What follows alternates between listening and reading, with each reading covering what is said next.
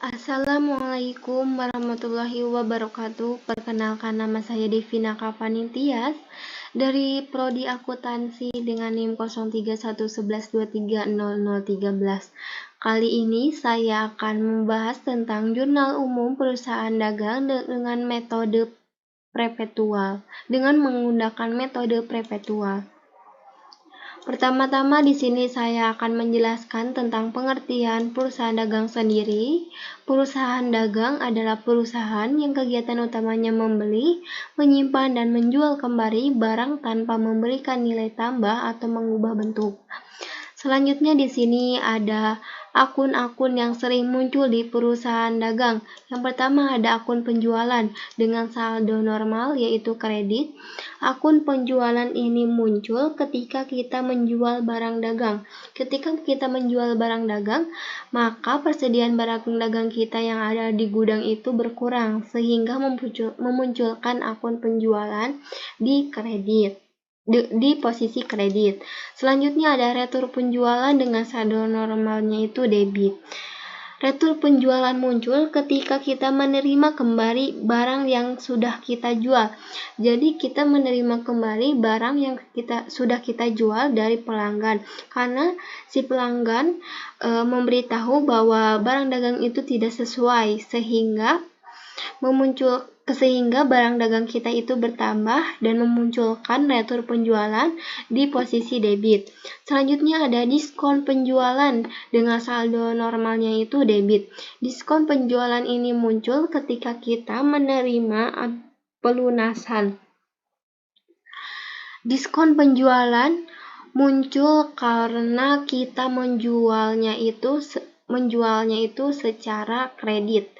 Ketika kita menjualnya secara kredit dan mendapatkan syarat pembayaran, maka kita akan memunculkan diskon penjualan ketika kita menerima pelunasan. Maka diskon penjualan ini di posisi debit.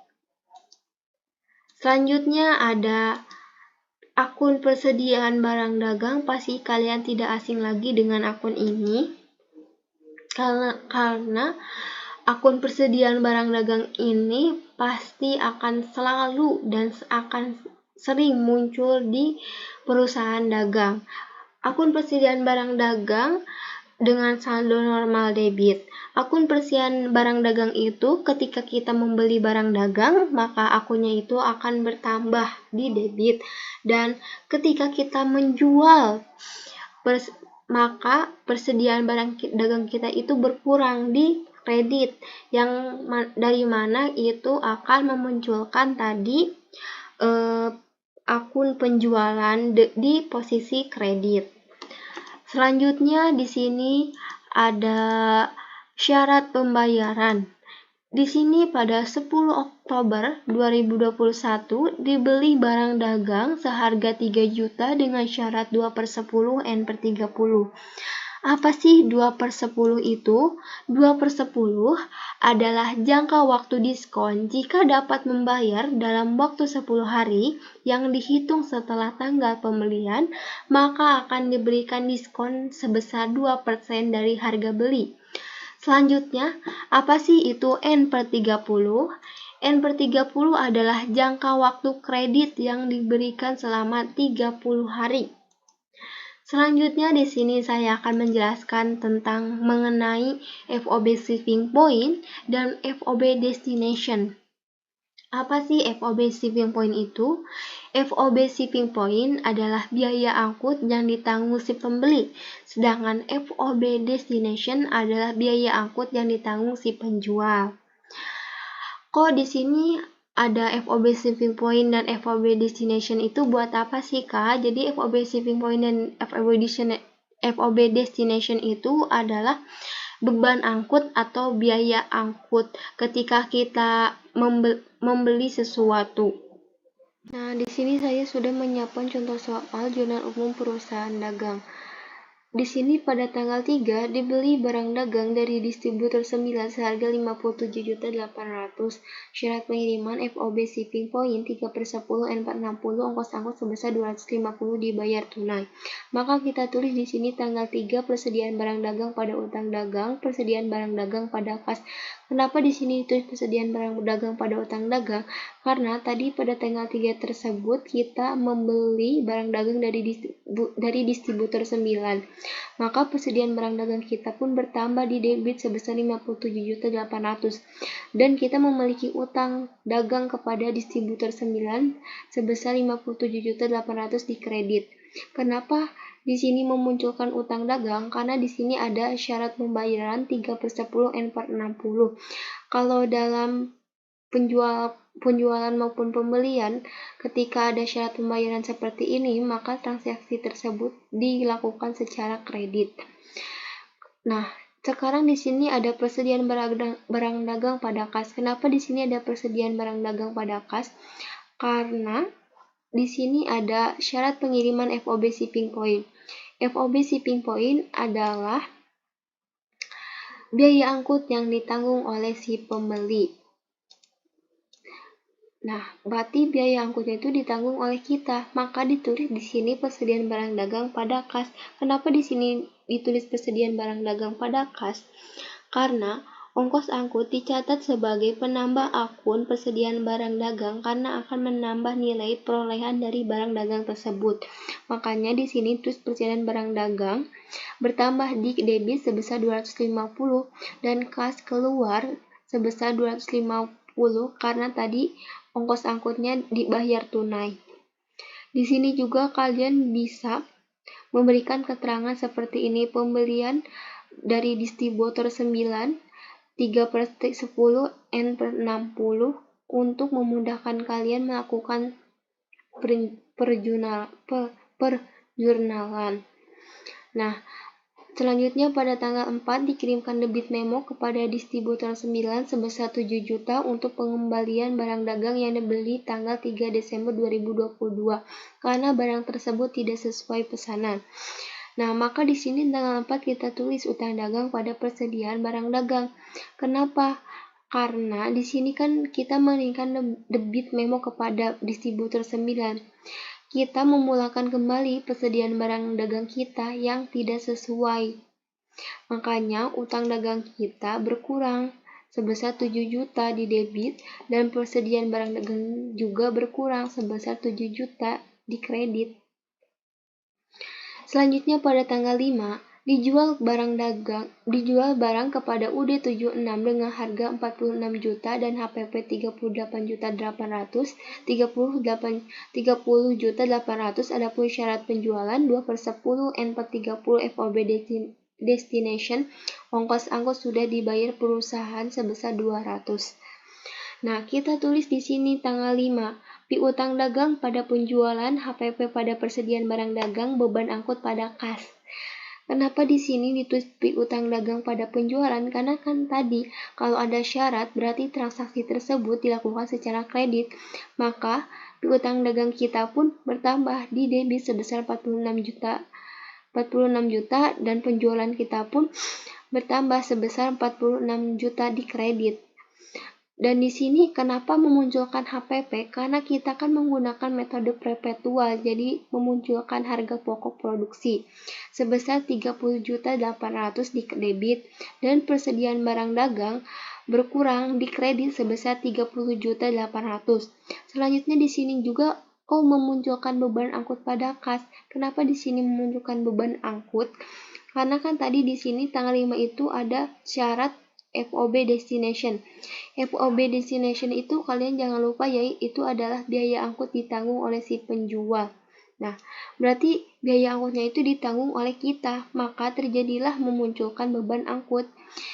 Yang dimana beban angkut ini bertambah di debit sebesar 200 dan mengeluarkan kas sebesar 200 di kredit.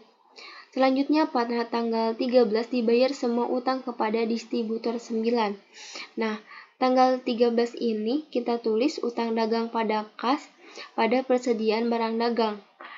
Kenapa di sini utang dagangnya itu sebesar 50.800? Coba kita lihat ke atas. Kita kan punya utang kepada distributor 9 yaitu tanggal 3 sebesar 57.800.000. Kenapa di sini jadi 50.800.000? Karena kan kita lihat tadi pada tanggal 4 terjadi retur karena kita mengembalikan persediaan barang dagang kita kepada distributor 9 sebesar 7 juta. Maka 57.800.000 dikurangi 7 juta, hasilnya adalah 50.800.000. Maka utang dagang kita 50.800.000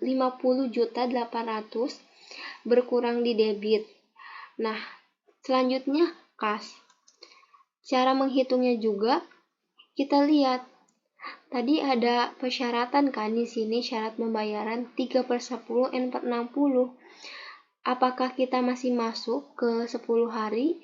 Kita menghitungnya gimana? Menghitungnya itu dari tanggal 4. Jadi setelah tanggal 3 setelah 1 hari baru kita menghitung dari tanggal 4, yaitu 4, 5, 6, 7, 8, 9, 10, 11, 12, 13, 14, 15, 16, 13. Nah,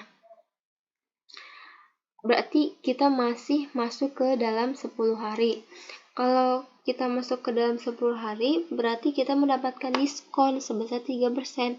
Diskon kita dikali dengan utang kita tadi, utang dagang 50.800.000.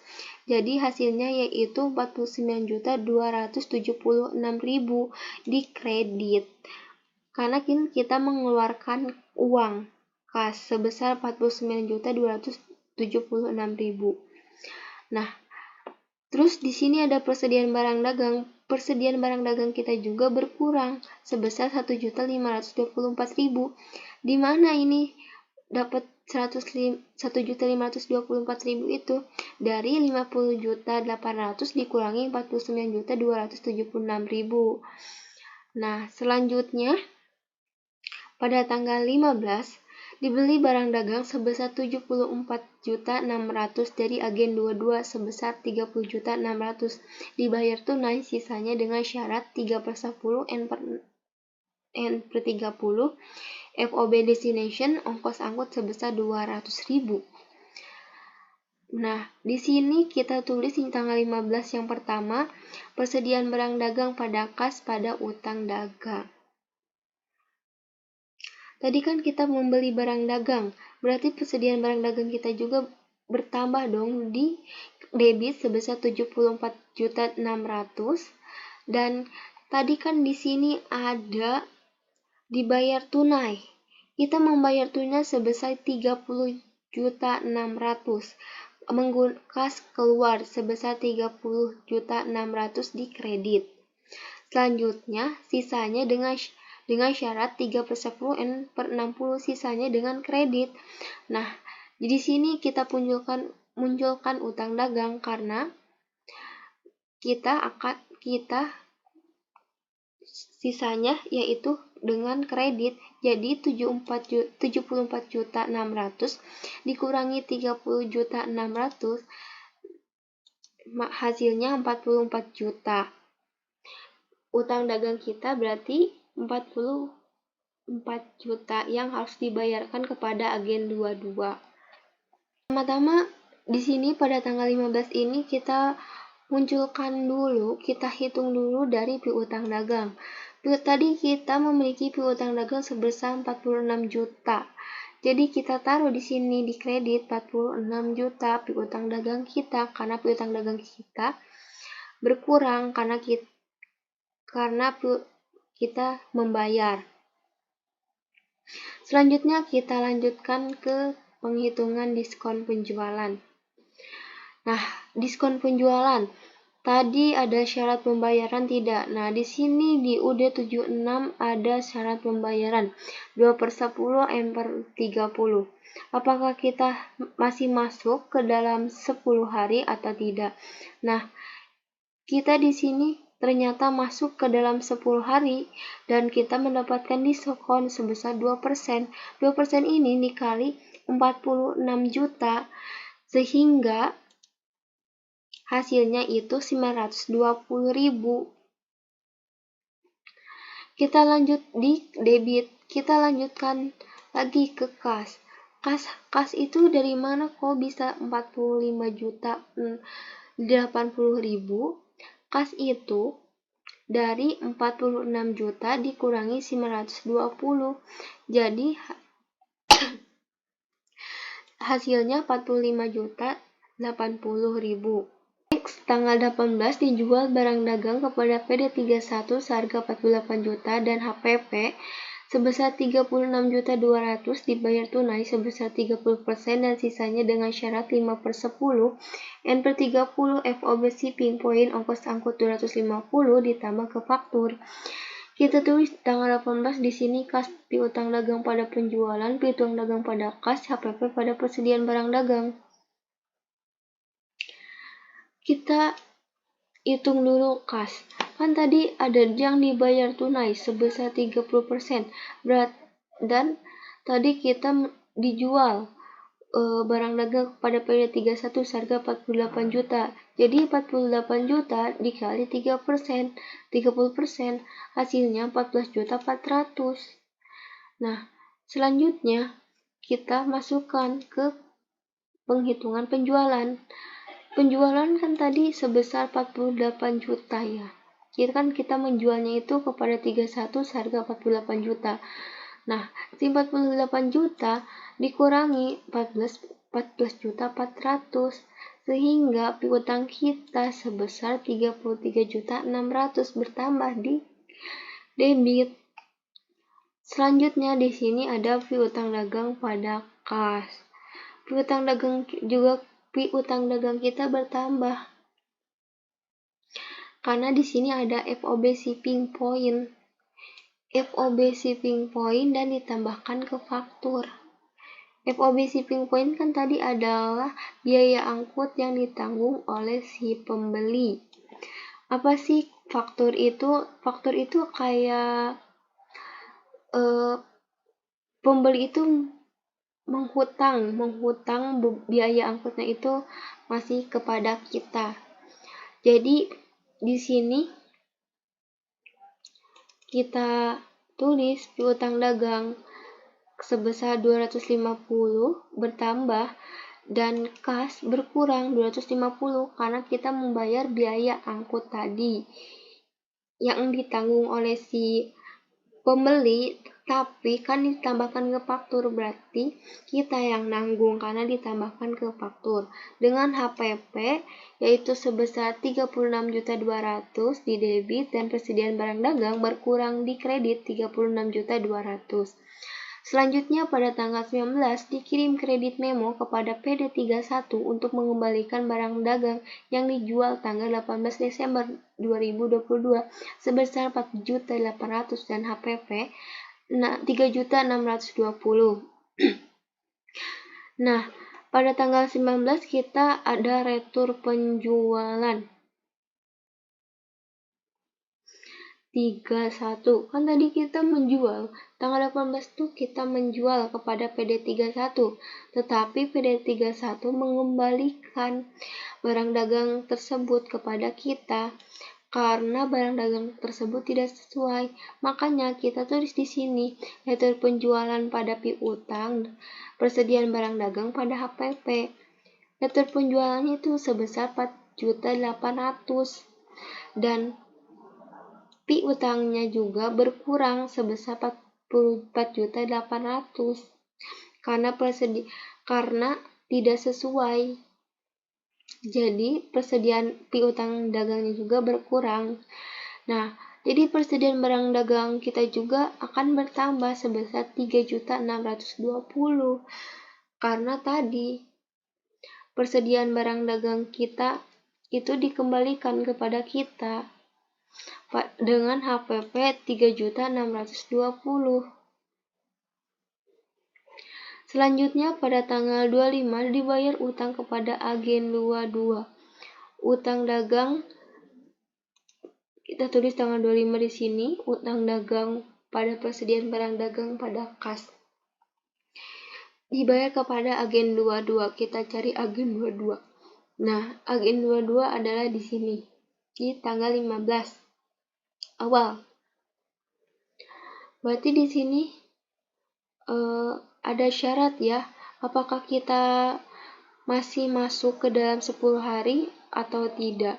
Kita hitung, berarti kita hitungnya itu dari tanggal 4.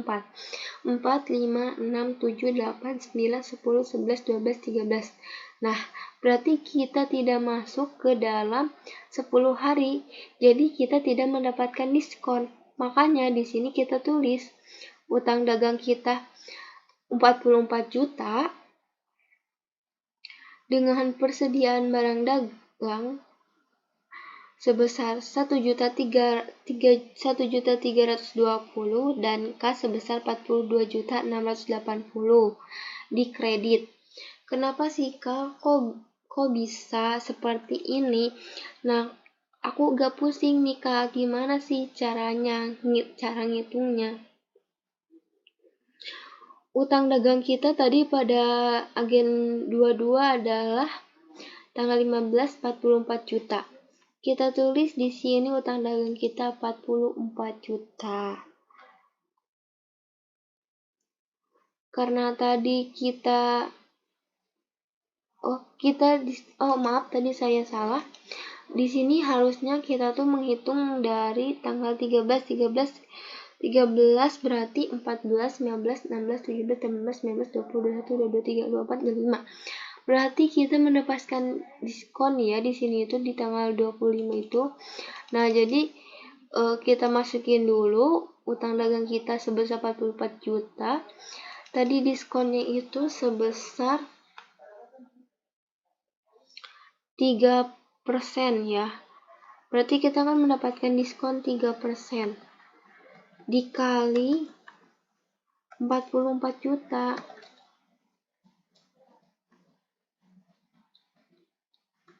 Dikali 44 juta. Nah, hasilnya adalah 1.320.000. Kas kita berkurang. Berapa kita harus membayarnya? Yaitu 44 juta dikurangi 1.320. Jadi hasilnya 42.680 di kredit. Jadi kas yang harus kita bayar sebesar ini ya. Selanjutnya pada tanggal 29 diterima pembayaran dari PD31. Kita cari PD31. Nah, PD31 itu tanggal 18. Kita tulis di sini tanggal 29 kas pada piutang dagang. Harusnya kas pada piutang dagang. Nah, apakah kita masuk ke dalam syarat ini 5/10 N/30? Kita hitung berarti tanggal 29 kita hitung dari tanggal 18 karena kan tadi mulainya 16, jadi kita hitung dari tanggal 19, 20, 21, 22, 23, 24, 25, 26, 27. Kita tidak mendapatkan diskon.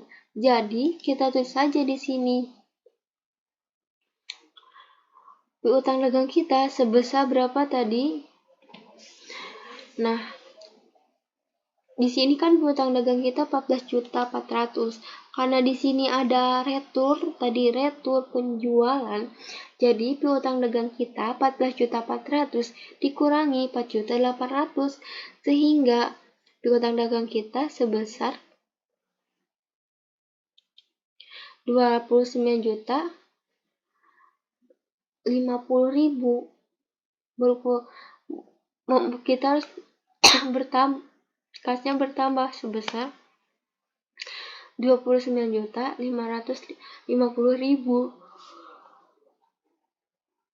Selanjutnya, piutang dagang kita berkurang sebesar 29.050.000. Selanjutnya, penjualan selama bulan Desember yang dilakukan secara tunai sebesar 30.600.000 dengan HPP 24.700.000. Kita munculkan di sini kas pada penjualan, HPP pada persediaan barang dagang. Jadi kasnya bertambah sebesar 30.600.000 di debit, dan penjualan kan persediaan barang dagang kita itu di gudang itu kan berkurang, jadi sebesar 30.600.000 di kredit. Dengan HPP, karena kita tadi menggunakan metode perpetual, jadi HPP kita sebesar 24.700.000 di debit, dan persediaan barang dagang berkurang sebesar 24.700.000. Nah, ini hasilnya. Hasilnya dari keseluruhan adalah 534.670.000. Ini adalah hasil akhirnya. Sekian penjelasan dari saya tentang jurnal umum perusahaan dagang menggunakan metode perpetual. Wassalamualaikum warahmatullahi wabarakatuh.